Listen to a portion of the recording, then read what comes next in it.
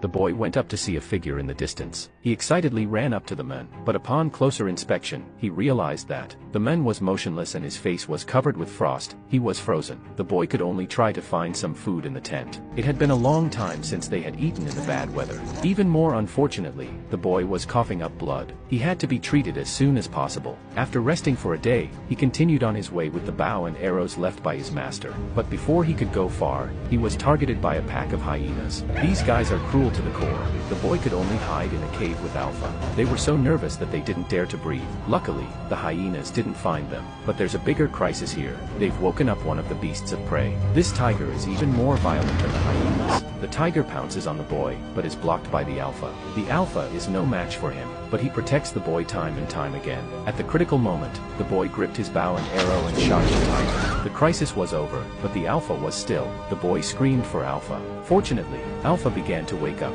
but because of his injuries, he collapsed after a few steps. The boy made a fire and ate the tiger meat in the cave. Alpha stayed with the boy. With no herbs to be found in the winter, Alpha is in a very precarious situation, but to stay alive they must continue on their journey. The boy fights the snow for Alpha, and he follows him. At that moment, the boy finds a signpost for the tribe, but his injuries are getting worse, and they help each other to move forward. At night, they sleep on the snow and ice. As the temperature gets lower and lower, Alpha can't hold on much longer and collapses. He's badly hurt and there's no way to treat him in time. The boy tried to encourage Alpha, but Alpha didn't have the strength. The boy carries Alpha on his way, but in the end, he collapsed.